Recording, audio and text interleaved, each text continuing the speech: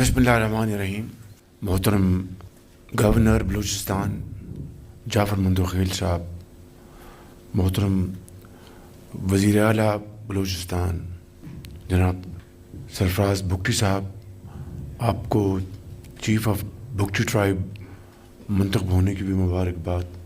जनाब deputy prime minister साहब, speaker national assembly इंतहाई काबिल एहतराम डॉक्टर अब्दुल मालिक साहब, मौलाना वासे साहब, लीडर ऑफ द अपोजिशन बदीनी साहब, और honourable senators, member national assemblies और बलूचिस्तान के हमारे इंतहाई लायक एहतराम मुस्लिम लीग नून और पीपल्स पार्टी के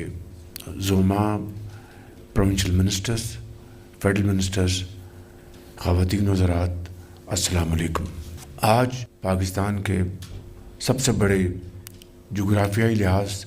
से सूबे में आने पर बेहद मुझे खुशी है। मेरा ये दौरा कुछ ताख़ीर का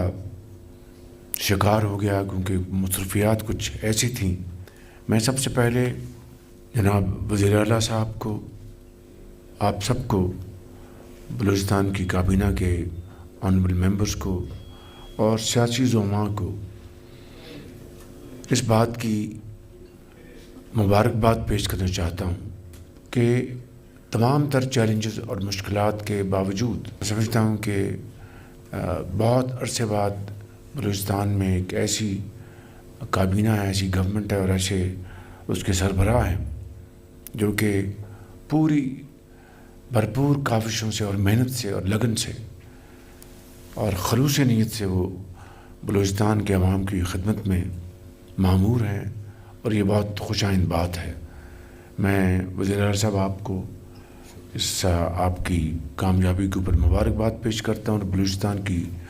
काबीना के तमाम ऑनरेबल मेंबर्स को और हमारे जो सियासी ज़ुमा बैठे हैं आप सबको। बलूचिस्तान बदकिस्मती से केपी की तरह यहाँ पर भी दहशतगर्दी ने बेपनाह यहाँ पर मुश्किलात पैदा की और दहशतगर्दी से मुकाबला करने के लिए, इनको हमेशा के लिए ख़त्म करने के लिए अफ़वाज पाकिस्तान की जो कुर्बानियाँ हैं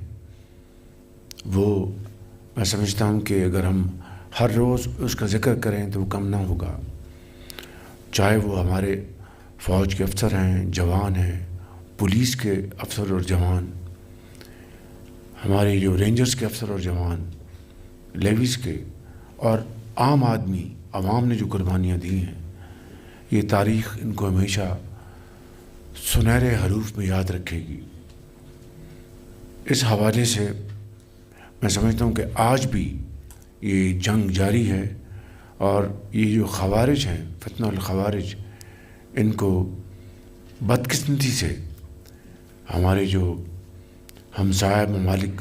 वहाँ से पूरी इनको सपोर्ट दी जा रही है, जो कि इंतहाई अफसोसनाक बात है।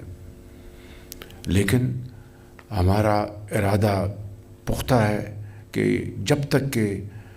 दहशतगर्दी का हमेशा के लिए ख़ात्मा नहीं हो जाता, हम इंशाअल्लाह चैन से नहीं बैठेंगे। और इस हवाले से मैं फील्ड मार्शल सईद आसिम मुनीर साहब को, उनके तमाम रफ़ाका को मुबारकबाद पेश करता हूँ कि वो पूरी दिलजमी के साथ और प्रोफेशनल अप्रोच के साथ वो अफ़वाज पाकिस्तान को साथ लेकर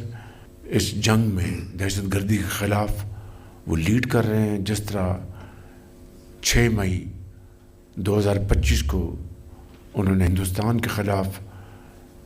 अफ़वाज पाकिस्तान को लीड किया और उनको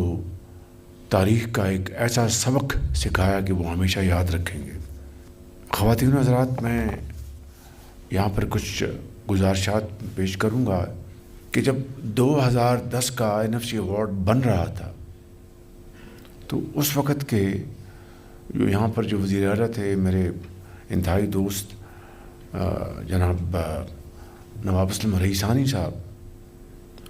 हमारे कई सेशंस हुए और उस INFC अवार्ड का मैं क्रेडिट यकीनन मैं उस वक़्त के हमारे सदर प्रेसिडेंट آصف زرداری اور ہمارے وزیر اعظم محترم جناب یوسف رضا گیلانی صاحب کو تمام باقی صوبوں کے وزراء کے ساتھ دوں گا، اس لیے کہ انہوں نے اس میں بہت یعنی فلیکسبلٹی دکھائی۔ مگر میں جو بات کرنا چاہتا ہوں کہ اسلم ریحانی صاحب کا یہ مطالبہ تھا کہ اگر ہمارے 100% ہمارے جو وسائل نہیں بڑھائیں گے اس NFC ایوارڈ میں تو میں اس کے اوپر سائن نہیں کروں گا۔ تو بلوچستان پاکستان کا ایک بہت ایک خوبصورت علاقہ حصہ ہے، اور ان کا بہت حد تک ان کا مطالبہ جائز بھی تھا۔ ظاہر ہے کہ تھوڑی پاپولیشن کے لیے جہاں فاصلے زیادہ ہوں تو وہ جو وسائل کا جو خرچہ ہے وہ ان علاقوں کے مقابلے میں بہت زیادہ ہوتا ہے جہاں پر گنجان آبادیاں ہوتی ہیں اور فاصلے کم ہوتے ہیں۔ تو ان کا مطالبہ پورا کرنے کے لیے الحمدللہ پنجاب نے لیڈ لی۔ یہ بات میں انتہائی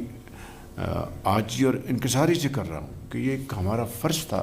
جو اپنے بلوچ بھائیوں اور بہنوں کے لیے ہم نے ادا کیا، اور آج تک چونکہ وہی NFC ایوارڈ چلا آ رہا، آج تک وہ وسائل جو ہیں اسی حساب سے بلوچستان کو مل رہے ہیں۔ اور میں اگر یہ کہوں کہ 11 ارب روپے سالانہ پنجاب نے اپنے حصے سے کاٹ کر بلوچستان کو دیا تھا تو مجھے اس کے اوپر بخدا میں آپ کو بلا خوف تردید کہہ سکتا ہوں کہ مجھے اس کے اوپر بے حد خوشی ہے۔ اور آج اس ایوارڈ کو ہوئے تقریباً 16 سال گزر گئے، 250 ارب روپے پنجاب نے اپنے حصے سے دیے۔ مگر جب بھائیوں کی بات آتی ہے، خاندان کی بات آتی ہے تو وہاں پر حصہ وصہ نہیں ہوتا، وہاں پر مشاورت کے ساتھ اور بھائی چارے کے ساتھ وہ ملتے ہیں، بیٹھ کے فیصلے کرتے ہیں۔ تو یہ میں سمجھتا ہوں کہ محبت میں، اس ماحول میں، اور باہمی اتفاق وفاق کو مضبوط کرنا ہے اور صوبوں کے درمیان جو تفاوت یا فاصلے ان کو ختم کرنا ہے۔ اسی طریقے سے اب NFC ایوارڈ کی دوبارہ اب کانسٹیٹیوشن ہوئی ہے، اس کی کمیٹیز میٹنگ کر رہی ہیں۔ آج جو انشاءاللہ ہم جو افتتاح کرنے جا رہے ہیں، سنگ بنیاد رکھنے جا رہے ہیں، یہ کراچی چمن روڈ کا 4 لین جس کو آپ خونی روڈ کہتے ہیں، یہ 300 ارب روپے کا یہ منصوبہ ہے، اور 100% یہ منصوبہ وفاق اس کو لیکن وفاق نہیں پاکستان کے 24 کروڑ عوام، اور وہ کس طرح وہ جو اپنا ہر 2 ہفتے بعد جو تیل کی قیمتیں عالمی منڈیوں میں جو اوپر نیچے جاتی ہیں اس کے حساب سے وہ اوگرا جو ہے اعلان کرتا ہے، اگر قیمتیں اوپر جا رہی ہیں تو اوپر بڑھا دیتے ہیں، قیمتیں کم جا رہی ہوں آج کل الحمدللہ قیمتیں کم ہو رہی ہیں تو پورے چاروں صوبوں کے عوام کو اس کا فائدہ پہنچتا ہے، چاہے وہ گھریلو صارفین ہیں جو بھی ہیں۔ ایک دن جب قیمتیں کافی نیچے آئیں تو میں نے فیصلہ کیا کہ اگر ہم یہ پیسہ روک لیں جو کہ چاروں صوبوں کا حق ہے اور صرف بلوچستان کی اس مسئلے کو حل کرنے کے لیے استعمال کر لیں تو اس سے بڑی کوئی اور قومی خدمت نہیں ہوگی۔ آفرین ہے کہ پشاور سے لے کے کراچی تک کسی نے آواز نہیں اٹھائی جب میں نے یہ فیصلہ کیا، اور یہ وہ طریقہ ہے کہ جس سے ہم الحمدللہ یہ کراچی سے آپ کے چمن تک بہترین سڑک ہوگی جہاں پر لوگوں کے جو بچوں کے حادثے ہوتے تھے وہ ختم ہوں گے۔ آپ 18 گھنٹے میں سفر جو آپ کا 6 اور 8 گھنٹے میں مکمل ہو جائے گا۔ یہ پاکستان کے 24 کروڑ عوام نے دیا، خوشی سے دیا۔ اس کو کہتے ہیں، میں سمجھتا ہوں کہ بھائی چارہ، اس کو کہتے ہیں محبت، اس کو کہتے ہیں کہ قومی یکجہتی۔ پاکستان کا وہ صوبہ ہے بلوچستان جہاں پر 5 دانش اسکول جو بنائے جا رہے ہیں، یعنی ایک ہی وقت میں یہ دانش کدہ جب بنیں گے تو وہاں پر جو ایسی جو تعلیم اور وہ دانش اسکول ان کے لیے ہیں جو غریب ترین گھرانوں سے بچیاں ہیں، جن کے بچے اور بچیاں انتہائی قابل ہیں، چاہے وہ مولانا واسع کے قلعہ سیف اللہ سے ہوں یا ڈاکٹر صاحب کے علاقوں سے ہوں یا جو بھی جہاں پر وہ اسکول بننے اور بھی بنیں گے، مگر غریب ترین بچے اور بچیاں جن کے پاس وسائل نہیں ان کے لیے دانش اسکول ایسی حیثیت رکھتے ہیں کہ جہاں پر وہ اپنا فارغ التحصیل ہو کر پاکستان کے عظیم معمار بنیں گے، اور یہ دہشت گردی کا خاتمہ ہوگا، ان کی سوچ میں بہترین اس میں اضافہ ہوگا۔ تو میں سمجھتا ہوں کہ یہ وہ انیشیٹوز ہیں جس کے لیے ہم سب مل کر رہے ہیں۔ یہ ہمارا فرض ہے کہ ہم صوبوں کے ساتھ مل کر، اور خاص طور پر ایسے صوبوں کے ساتھ جن کے وسائل کے چیلنجز ہیں، جن کے فاصلے بہت زیادہ ہیں اور ان کے لیے وسائل ان کو بہت زیادہ چاہیے، تو میں سمجھتا ہوں کہ یہ وہ ایک بھائی چارہ، باہمی رفاقت اور مشاورت کا ایک وہ سفر ہے جس کو ہم سب نے مل کر طے کرنا ہے۔ اگلی بات میں آپ کو یہ بتانا چاہتا ہوں کہ اس میں کوئی دو رائے نہیں کہ میرے بڑے بھائی اور میرے قائد میاں محمد نواز شریف صاحب نے جتنی دلچسپی بلوچستان کی ترقی اور خوشحالی کے لیے انہوں نے لی، میں بلا خوف تردید کہہ سکتا ہوں کہ شاید ہی کسی اور لیڈر نے اتنی لی ہو۔ چاہے آپ کا گوادر پورٹ آپ لے لیں، اور میں بے شمار سڑکوں کا جال بچھایا یہاں پہ، تو یہ ہمارا فرض ہے، کوئی احسان نہیں۔ اور ہم انشاءاللہ اپنا وزیر اعلیٰ صاحب کے ساتھ مل کر، گورنر صاحب بیٹھے ہیں اور آپ سب کے ساتھ مل کر انشاءاللہ اس ترقی اور خوشحالی کے سفر کو آگے لے کے جائیں گے۔ اب میں یہاں پر ایک اور بات کرنا چاہتا ہوں، یہاں پر ذمہ داروں کے لیے جو سولر ٹیوب ویل کا جو منصوبہ تھا، اور یہ منصوبہ مجھے ابھی